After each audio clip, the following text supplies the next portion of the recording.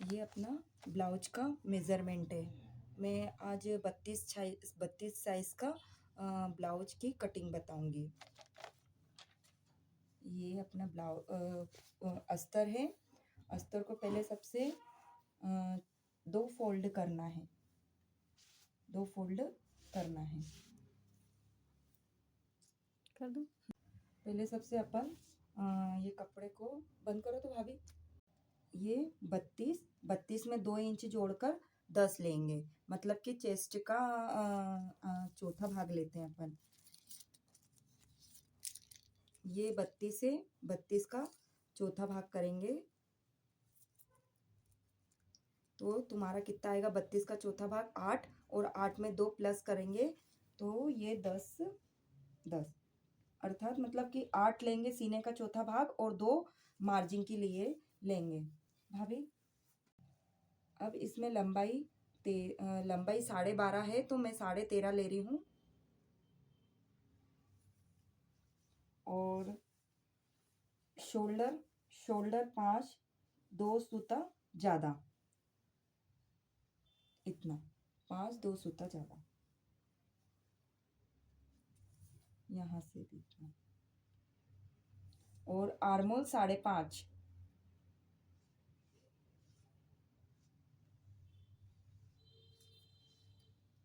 पीछे से 1.5 इंच की गहराई,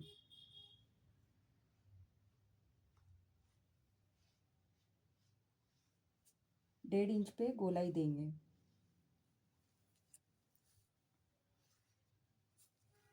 अब इतना इतना इसकी कटिंग कर लेंगे भाभी।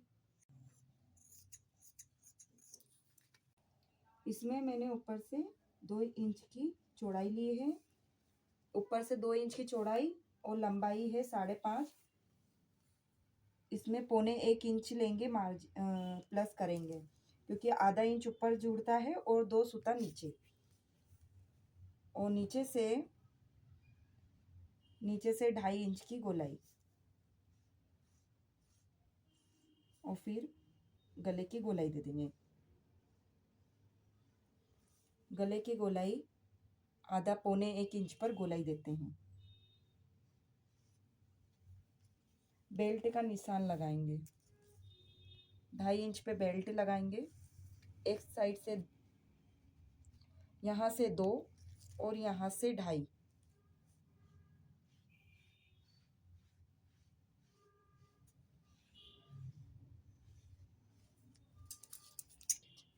भाभी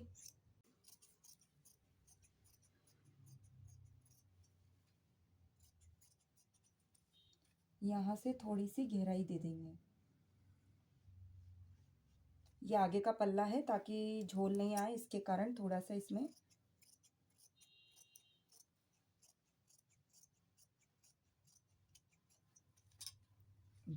ये आगे का पल्ला हो गया। अब पीछे के भाग में यहाँ से 2 इंच,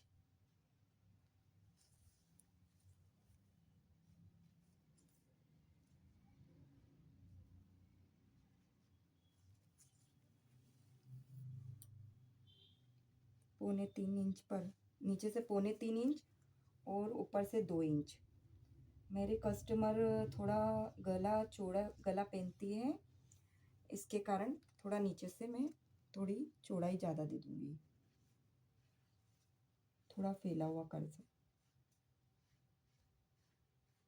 ये कस्टमर के अकॉर्डिंग गले की चौड़ाई दी जाती है। यदि कस्टमर कम गला या चौड़ाई में कम पहनता है तो उस हिसाब से गले की कटिंग की जाती है। लेकिन मेरे कस्टमर को पीछे से थोड़ा फैला हुआ गला चाहिए, इसके कारण मैंने थोड़ा सा नीचे से थोड़ा फैला दिया है, जिससे गोलाई में भी थोड़ा अच्छा लगेगा देखने में।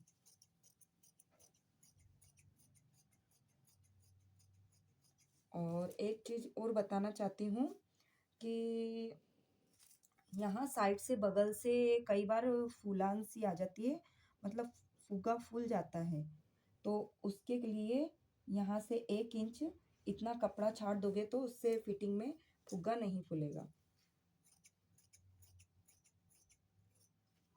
ये अपना पीछे का पल्ला कंप्लीट हो गया। ये मेरे पास इतना कपड़ा बचा है जिसमें मुझे स्लीव्स कटिंग करनी है। तो इसको मैंने डबल फ़ोल्ड कर लिया क्योंकि मुझे दोनों तरफ की आस्तीन निकालनी है, और उसके बाद इसको फिर इधर से चौड़ाई में भी फ़ोल्ड कर लिया है। अब इसमें आस्तीन की जो चौड़ाई ली जाती है वह चेस्ट के हिसाब से ली जाती है। जैसे तुम्हारा 32 साइज़ का है तो उसका चौथा भाग लेके 1 इंच प्लस कर देंगे। और मेरे कस्टमर को 3.5 की लंबाई चाहिए तो उसमें 1 इंच प्लस कर देंगे।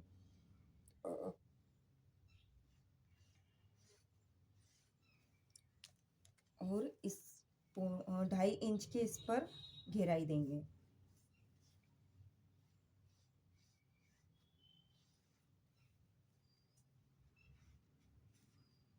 यहाँ से थोड़ा सा मछली शेप दे देंगे।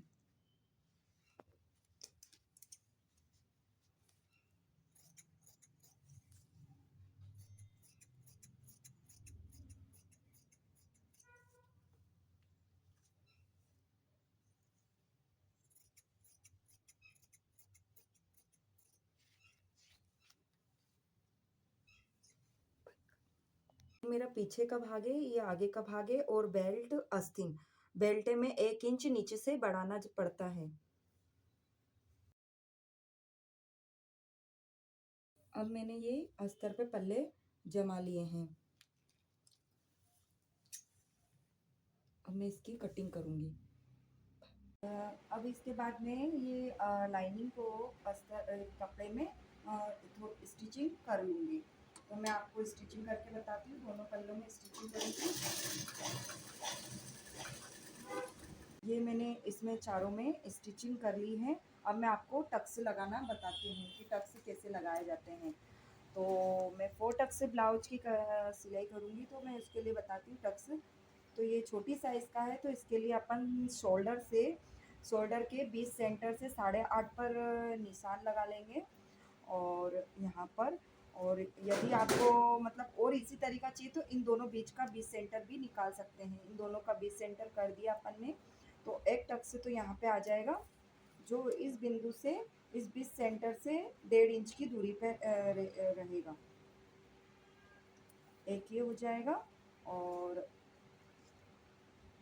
एक ये, और एक इसके जस्ट सामने।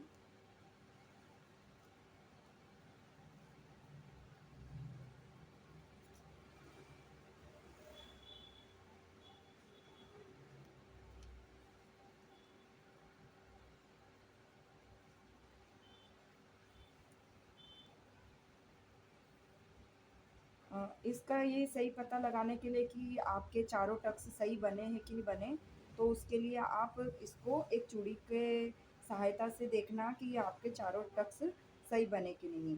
मेरा एक ये चूड़ी का पूरा गोल सर्कल बन गया, मतलब मेरे टक्स सही लगे हैं। अब ये मैंने चारों निशान लगा लिए। अब इनमें मैं सिलाई लगाऊंगी। तो इसमें बीच वाला जो रहता है उसमें आधा इंच का टक्स लेते हैं, बाकी चारों तरफ पर पाव इंच का टक्स लेते हैं। तो मैं आधा इंच पे सिलाई लगा ली।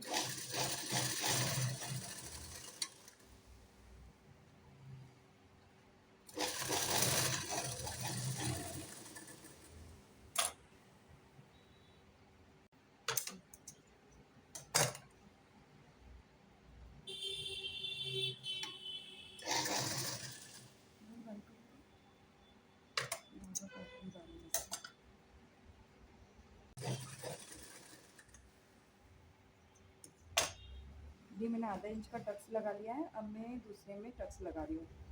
जो ये साइड वाला रहता है, ये वाला टक्स, इसमें यहाँ तक अपने को सीधा चल के फिर तिरछा देना है।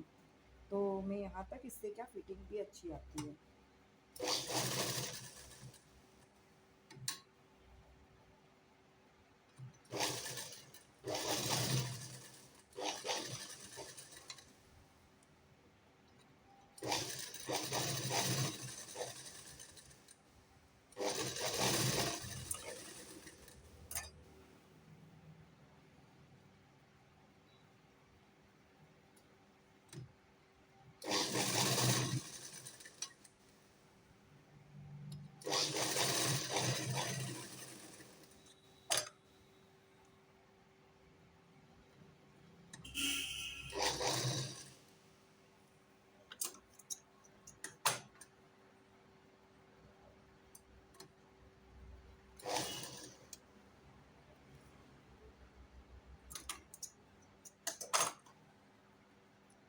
मशीन का धागा भी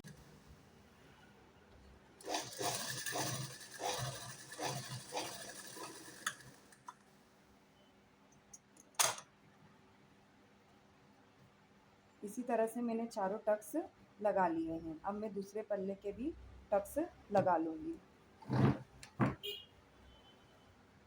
ये मैंने बेल्ट में अस्तर स्टिचिंग कर ली है, मेरा बेल्ट तैयार हो गया है। अब मैं आपको आगे के पल्ले में बेल्ट लगाना बताऊंगी।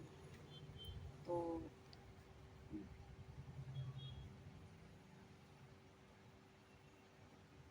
ये बेल्ट लगाना बताऊंगी। तो ये वाला भाग सीधा रखकर बेल्ट को उल्टा रखेंगे और आधा इंच के लगभग सिलाई लगाएंगे, लेकिन सब में डबल सिलाई लगाना क्योंकि साड़ी का कपड़ा है तो कपड़ा खिसकने का डर रहता है, इसके कारण सभी में डबल सिलाई लगाना। मेरी मशीन भी बहुत परेशान कर रही है।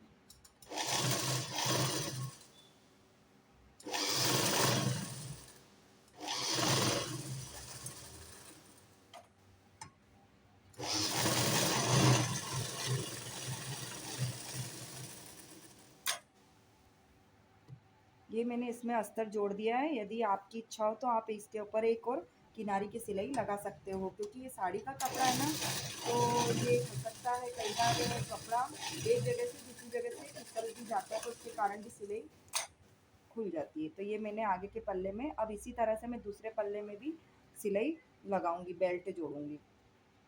अब मैं आपको गले पर पट्टी लगाना बताऊंगी।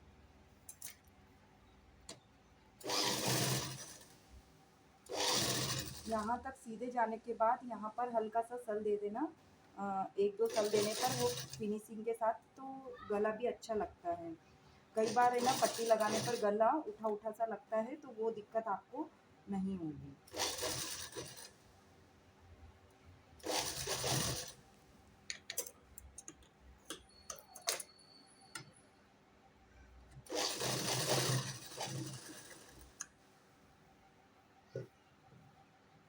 यहाँ पे हल्का हल्का सा कट दे दो और जो अपना फालतू का कपड़ा है उसको थोड़ा सा कटिंग कर दो, तो वो थोड़ा मोटा मोटा नहीं लगेगा। और फिर इसके ऊपर एक किनारी की सिलाई लगा दो।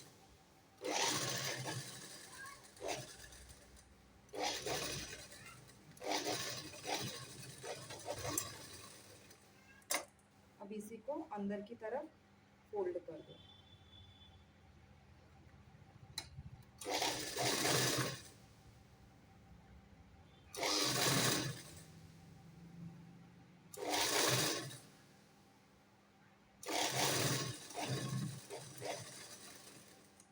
आप चाहो तो यहाँ पे तुरपाई भी कर सकते हो और या फिर एक और सिलाई लगा देना।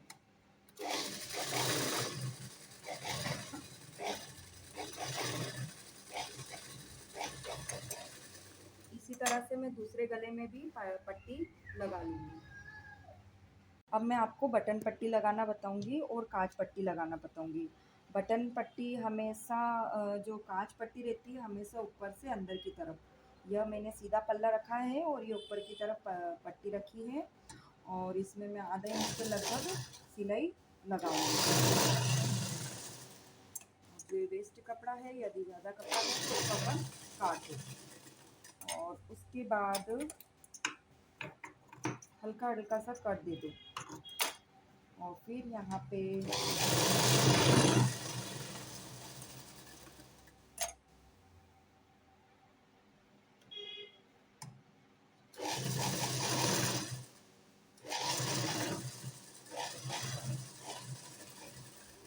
यदि आपकी इच्छा हो तो आप यहाँ पे एक और सिलाई लगा सकते हो, और नहीं तो फिर मैं तो नहीं लगाऊंगी। मैं यहाँ पे क्योंकि मुझे हुक लगाना है तो उससे ही अटैच कर दूंगी। ये आपकी इच्छा, आपको किस तरीके से इसमें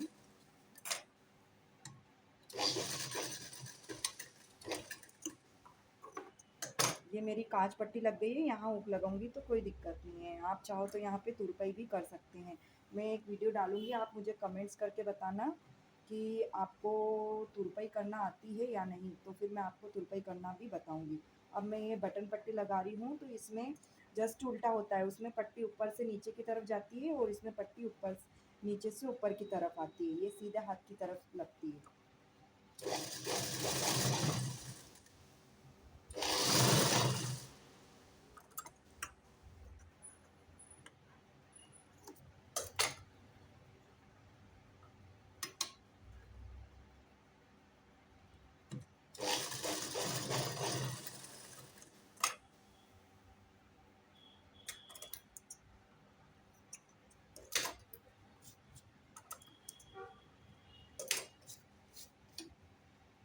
अब इस कपड़े को इस तरीके से एक फोल्ड करने के बाद इसको डबल से फोल्ड करना है और इसके ऊपर किनारे की सिलाई लगाना है। जहाँ से आपने सिलाई लगाई है वहीं पे सिलाई लगाना है।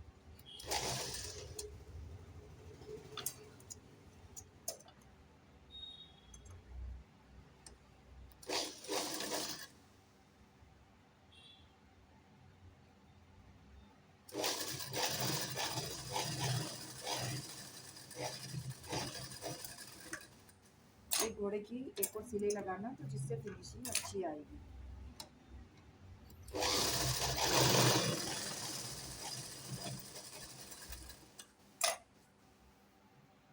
मैंने ये बटन पट्टी और काज पट्टी तैयार कर ली है। अब मैं आपको आगे की पट्टी लगाना बताती हूँ।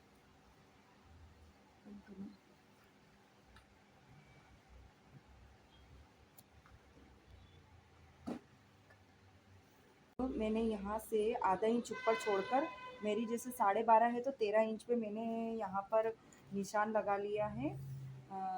ये मेरी 13 पर यहाँ पर निशान लगाकर और इस पट्टी को फोल्ड कर लूँगी। ये मैंने दोनों पल्लों में पट्टी लगा ली है। अब मैं पीछे का भाग तैयार करूँगी। अब ये पीछे का भाग है मेरा बैक साइड, तो इसमें यहाँ से सिलाई लगाकर और नीचे से सिलाई लगाकर इसको फिर सीधा करके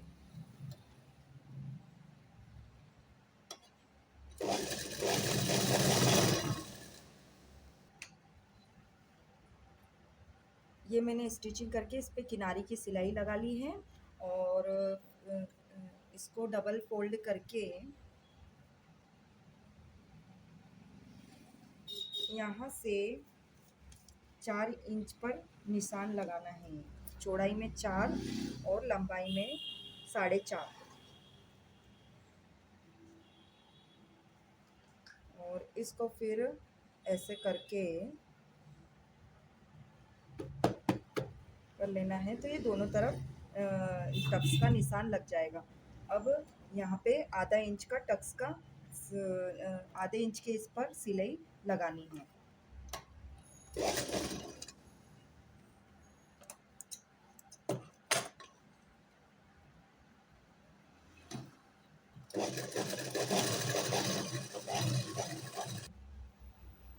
अब ये यहाँ पे मैं कमर पट्टी लगा लूँगी। मैंने इन पट्टियों को, ये कपड़ा कम पड़ रहा था तो ज्वाइन कर दिया है और एक तरफ से सिलाई लगाकर फिर मैं इसमें कमर पट्टी जोड़ूँगी।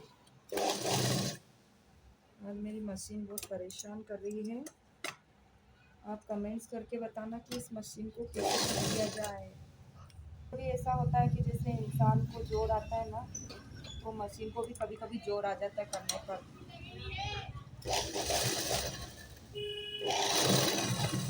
यहाँ पे एक छोटा सा सल दे देना, जिससे कि अच्छी फिनिशिंग आए।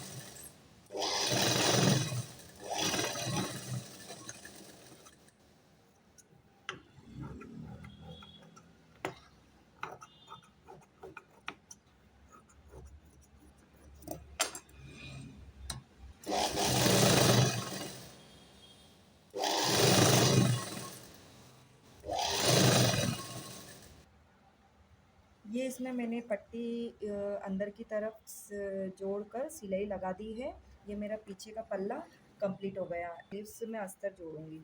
अब ये आस्तीन है, आस्तीन में मैं अस्तर कपड़े पे जोड़ूंगी और इसको भी मैं इसमें भी गुम सिलाई लगाऊंगी। अब इसमें मैं आस्तीन अटैच करूंगी।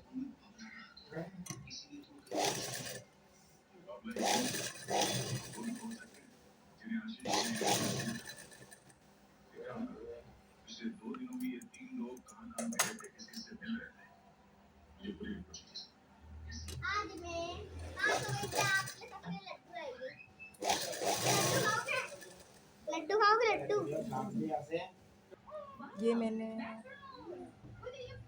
ये मैंने आस्तीन अटैच कर दी है। इसी तरह से मैं दूसरी तरफ भी आस्तीन लगा लूँगी। अब मैं यहाँ से सीधे तरफ से एक किनारे की सिलाई लगा लूँगी।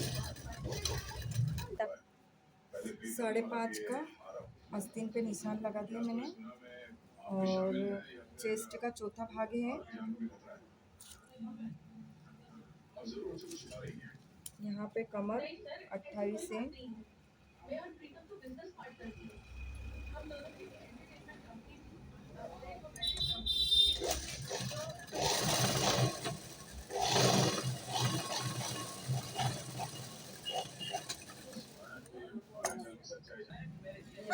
ब्लाउज तैयार हो गया।